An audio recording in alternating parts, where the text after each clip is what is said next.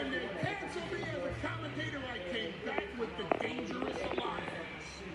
When they canceled me out of WCW, I came back with ECW. When they canceled ECW, I came to WWE, and who do I end up with? The 1 and 21 and 1 Brock Lesnar!